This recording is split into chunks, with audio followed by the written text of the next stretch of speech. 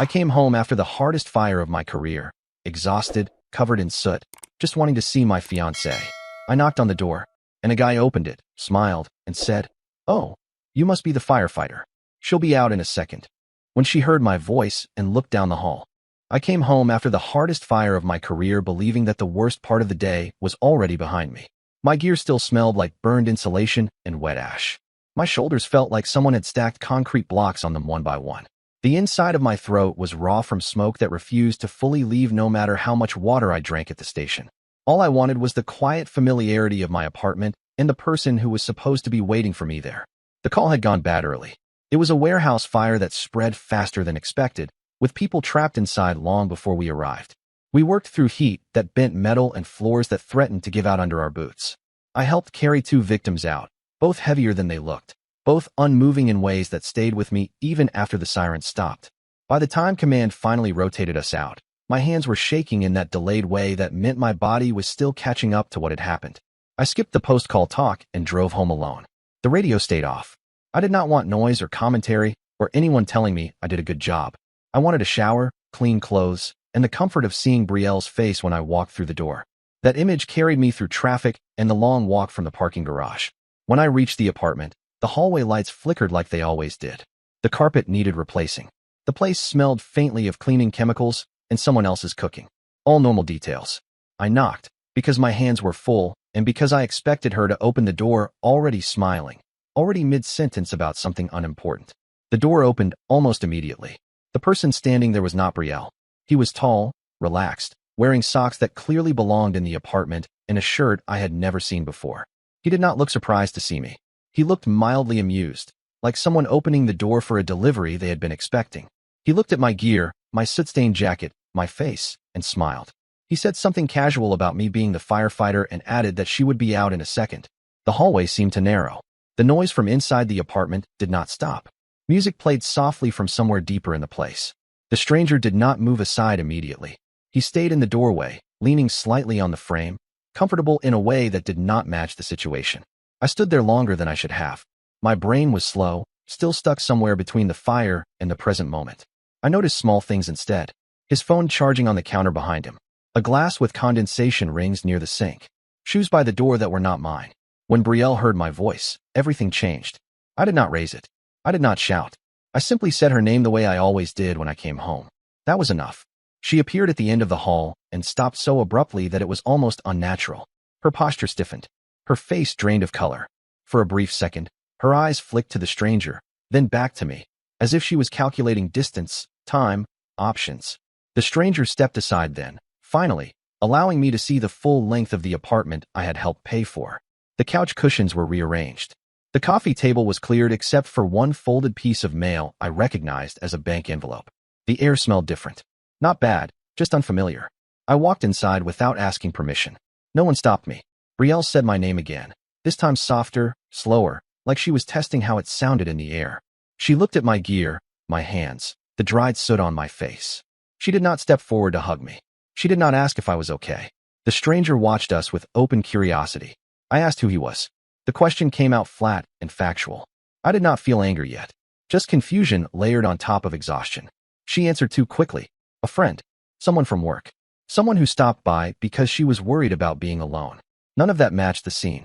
He knew where things were. He knew I was a firefighter. He knew she would be out in a second. That was not the knowledge of a casual visitor. I took off my jacket and set it on the back of a chair. Ash fell onto the floor. Brielle flinched at the sound. That small reaction told me more than her words had. I asked again, slower this time. The stranger answered for her. He introduced himself as Colton. He said it like his name belonged there. He added that Brielle had mentioned me before, in passing, usually when explaining her schedule or why she had plans canceled. That detail landed hard. He should not have known that much. Not unless he had been around long enough to hear those conversations unfold naturally. I turned to Brielle. She was shaking her head, already denying things that had not been said out loud. Her hands twisted together at her waist. She looked smaller than usual, but not fragile. More like someone cornered. I asked how long.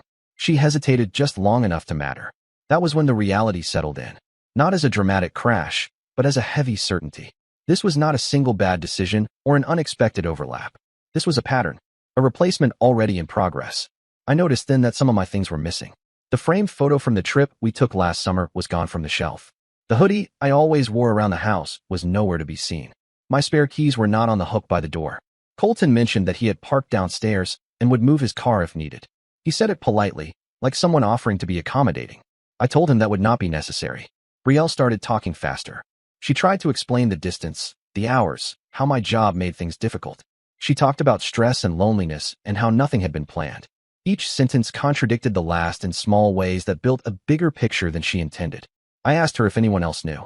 She avoided the question. That was answer enough. A neighbor passed by the open door and slowed, clearly sensing tension. Brielle noticed and stepped back, lowering her voice, asking if we could talk privately.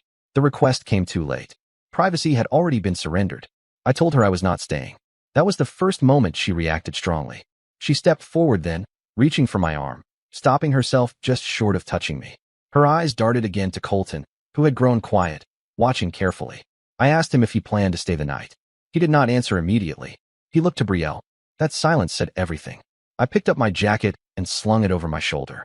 My body felt distant, like I was watching the scene happen through thick glass. I was aware of how I must have looked to them. Exhausted, dirty, out of place in my own home. At the door, I stopped and turned back one last time. I told Brielle that whatever story she had been telling people, it was going to change now. Not because I planned to expose her or cause a scene, but because the truth had a way of surfacing on its own once enough people were involved. Her face tightened. Colton's expression shifted, just slightly. I walked out without slamming the door. In the hallway, my phone buzzed with a message from a coworker asking if I was okay after the call.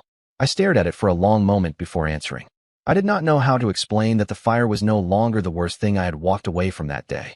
As I reached the elevator, I realized something else had changed. The apartment was no longer a safe place to return to, and the life I thought I was building there had already moved on without me.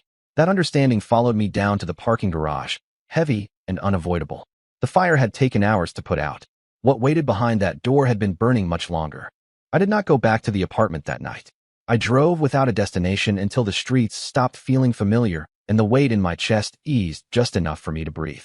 I ended up sleeping in my truck, parked on a side street a few blocks from the station, because it was the only place that still felt neutral. The cab smelled like old coffee and smoke, which was somehow easier to tolerate than the unfamiliar scent of my own home. When morning came, my body woke before my mind did. Muscle memory kicked in, the same routine as every shift day, except there was no gear to put on and no partner waiting by the engine bay. My phone was already full of missed notifications. Brielle had called several times. Messages followed, stacked tightly together, each one longer than the last. I did not open them. I knew that once I did, I would be pulled back into a version of events shaped to suit her. Instead, I focused on the practical things. I checked my bank account while sitting in the truck, the screen glaring in the early light. I noticed charges I did not recognize right away. Small ones at first. Coffee shops I never visited. A grocery store on the other side of town. Then larger ones that made my stomach tighten. Furniture rental. A gym membership. A streaming service bundle. All of it tied to dates when I had been on extended shifts. I drove to the bank as soon as it opened. The teller was polite and efficient, explaining joint account activity in a neutral tone that suggested she had seen this pattern before. The account was still active. No alerts had been triggered because nothing technically violated the agreement. Authorization had been shared. I realized then how thoroughly my absence had been used against me. Not as a weapon, but as permission. By the time I left the bank, my phone had started buzzing again. This time it was from people I did not expect. A cousin asking if I was okay. A friend from the academy checking in with concern that felt cautious. Someone from Brielle's office whom I barely knew sent a short message that read like an apology without context. Something was circulating already. I went to the station even though I was not scheduled. I needed the grounding familiarity of the place. The building smelled like disinfectant and oil. The engine sat lined up and ready, silent for once. A few of the guys looked up when I walked in, their expressions shifting as they registered my presence. No one said anything right away. Finally, one of the lieutenants pulled me aside. He asked how I was holding up after the warehouse fire. His tone was careful, the kind used when the question carried more than one meaning. I answered honestly about the call, keeping everything else out of it. He nodded, then mentioned that there had been a complaint filed. Not about the fire. About me. The words landed slowly. The complaint involved allegations of instability and aggressive behavior at home. It was framed as concern, not accusation, which made it harder to dismiss outright. He explained that protocol required it to be noted, nothing more at this stage. I understood immediately where it came from. I left the station with a knot forming between my shoulders. The betrayal was no longer contained within personal boundaries. It had started to leak into the one place I had always trusted. That afternoon, I finally listened to Brielle's messages. She talked about misunderstanding, about timing, about how everything looked worse than it was. She framed the night as a coincidence layered with stress. She avoided specifics and leaned heavily on how overwhelmed she felt. She mentioned Colton only once, describing him as someone who had stepped in to help when she needed support. There was no mention of the finances. When I drove past the apartment later that day, I did not stop. Instead, I watched from across the street for a few minutes. Colton came out carrying a gym bag that looked well used. He locked the door behind him without hesitation. That image stayed with me longer than it should have. I spent the next few days gathering information quietly. Not digging, not confronting, just observing. I learned that Colton worked in a neighboring department at Brielle's company. He had transferred recently. His schedule aligned suspiciously well with mine. Overlapping most evenings, I was on late calls. People at her office had known about him for weeks. Some thought we were already separated. Others believed I was difficult, distant, unpredictable. Those stories did not appear overnight. They had been planted carefully, repeated until they felt true. I contacted a friend who handled financial planning on the side. We went over the accounts together. He pointed out patterns I had missed. The way purchases ramped up gradually, testing limits. The way joint funds were used to set up what looked like a parallel household inside my own. The realization hurt less than I expected. It replaced emotion with clarity. Brielle asked to meet in person. She suggested a public place, which told me she wanted control over the setting. I agreed, choosing a location near the station where I felt steady. She arrived late, dressed carefully, like someone attending a job interview. Her expression shifted between concern and defensiveness. She talked about love and history, about how she never meant for things to spiral. She claimed Colton was temporary, a mistake born out of loneliness. I asked her why my name was being attached to instability complaints. Her face tightened. She said she had only spoken to a few people, that she was worried about me, that she wanted them to check in. She framed it as care. I told her to stop. The conversation ended without resolution. She left frustrated. I left with confirmation. Within the week, things escalated again. The complaint became a review. Not disciplinary, but enough to pull me off active duty temporarily. It was framed as concern for readiness after a traumatic call. On paper, it made sense. In reality, it felt like a door quietly closing. Colton moved more openly then. His car appeared in my old parking spot regularly. Brielle stopped pretending discretion mattered. The shift from secrecy to confidence was abrupt. I found out through a mutual acquaintance that she had already spoken to a realtor. Not to sell, but to discuss options. That night, I packed the rest of my belongings while they were gone. I moved efficiently, avoiding sentiment. Clothes, documents, personal items. I left the shared furniture untouched. I did not leave a note. As I loaded the last box into my truck, I noticed a neighbor watching from her balcony. She looked away quickly, but the message was clear. People were paying attention now. The story was no longer private.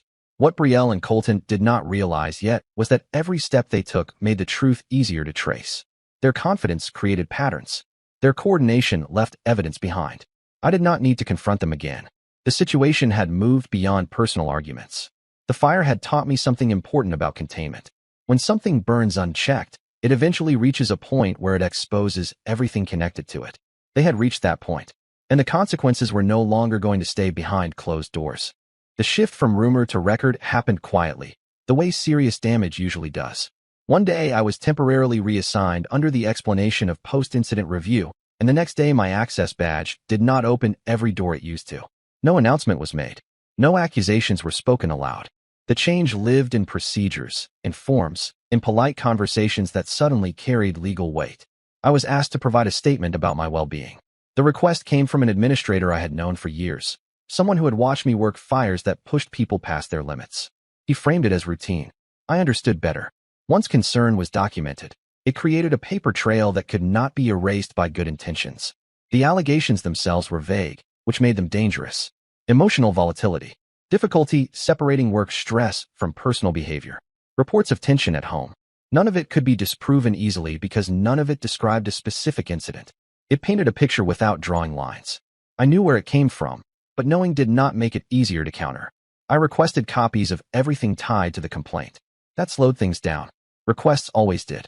While administrators reviewed policies and timelines, I focused on the only thing still fully under my control: facts.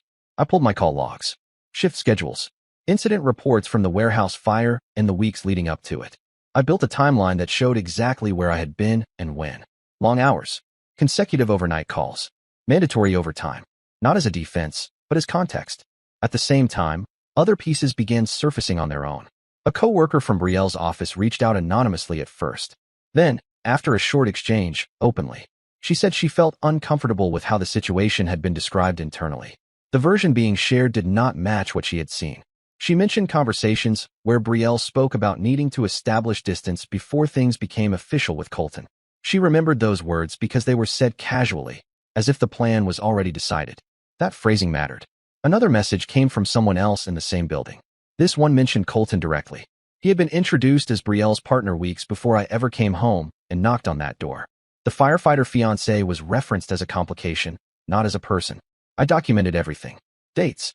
Names. Screenshots were possible. I did not share them yet. Meanwhile, Brielle escalated.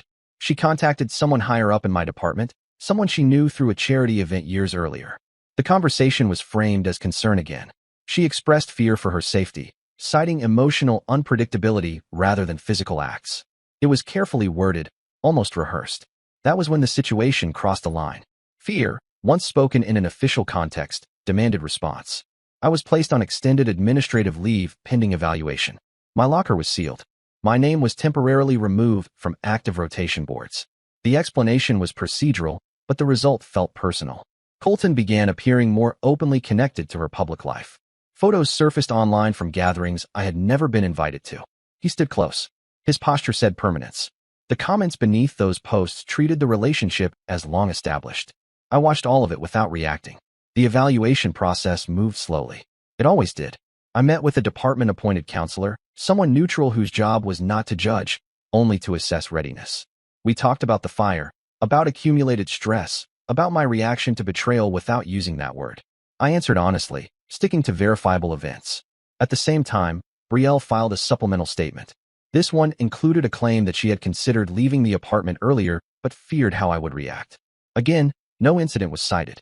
Just implication. That statement triggered a separate review. I was advised to retain legal counsel, not because charges were imminent, but because the overlap between employment review and personal allegation created exposure. I followed that advice. The attorney listened carefully. He asked precise questions. He explained something important early on. False narratives often collapse under their own weight, but only if allowed to progress far enough to contradict themselves. Interrupting too early sometimes strengthen them. So I waited. The contradictions came faster than expected. Colton, confident now, spoke too freely at a work event. He joked about how difficult it was to step into a situation where someone else was still technically involved. Someone overheard. Someone remembered. That comment made its way back to the same people who had been told I was unstable and unpredictable. The timelines no longer matched. A financial review connected to the apartment lease added another layer.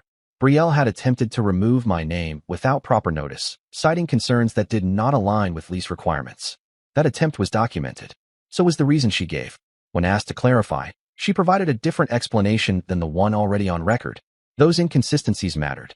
My attorney requested a consolidated review, tying the personal allegations to the employment implications. That forced communication between departments that had previously been operating separately. Information that had been siloed was now shared. The narrative began to fracture. I was called in again, this time to answer questions not about my behavior, but about Brielle's statements. The tone had shifted. There was skepticism now, not directed at me, but at the situation as a whole. Colton disappeared from social media shortly after. Photos were removed. Accounts went private. That kind of cleanup always came too late. A final piece arrived unexpectedly. A neighbor from the apartment building submitted a statement on her own.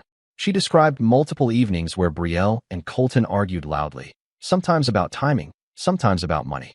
She mentioned seeing me only once during that entire period, the night I knocked on the door. That observation undermined the image of constant tension attributed to me. By the time the reviews concluded, the shape of the situation had changed completely. The concern that once centered on my stability now focused on the credibility of the claims made against me. I was cleared for reinstatement, pending one final administrative step. Brielle was informed of the outcome before I was. Her reaction was immediate. She attempted to retract earlier statements, reframing them as misunderstandings amplified by stress. The retractions did not carry the same weight as the originals. Colton cut contact soon after. His absence was sudden and complete. People noticed. When I returned to the station to retrieve my belongings, the atmosphere had shifted again. Conversations resumed. Doors opened. The place felt familiar in a way it had not since the night I came home covered in soot. The lie had needed witnesses to survive. Once those witnesses compared notes, it could not hold its shape. What remained now were consequences that no one could smooth over quietly. The final decisions did not arrive with drama. They came in emails, stamped documents, and quiet meetings that lasted less time than the damage they addressed. I was reinstated fully, my status restored without conditions, my record amended to reflect that the allegations lacked substantiation. The language mattered. It meant the story could not be retold the way it had been told before. Walking back into the station as active personnel again felt steady rather than triumphant. The engines were louder than I remembered. The floor vibrated under my boots in a way that grounded me. People nodded. A few clapped me on the shoulder. No one asked for details. In that place, outcomes spoke for themselves. Brielle did not get the same kind of resolution. Her employer initiated a separate review once the shared information made its way across departments. The issue was not personal conduct alone. It was misrepresentation that had affected another employee's professional standing outside the company. That kind of exposure carried risk they could not ignore. She was placed on leave, then reassigned, then quietly released from the role she had held for years. The official reason did not mention me. It did not need to. The apartment lease dispute ended the same way. My name was removed cleanly. The financial review uncovered enough irregularities to require reimbursement. It was not punitive. It was corrective. The number attached to it was not small. Colton vanished from the situation completely. Not slowly, not with excuses. He stopped answering messages. He withdrew from shared circles. Someone mentioned he had applied for a transfer again. Someone else said he had already left. The speed of his exit matched the confidence of his earlier presence. Both were revealing.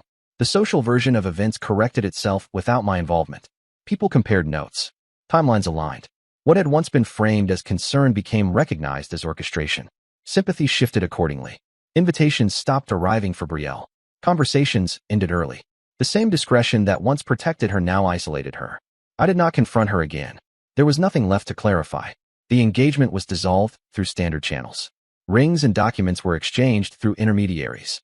The process was efficient, almost impersonal, which suited me. I did not want closure framed as conversation. I wanted separation made final.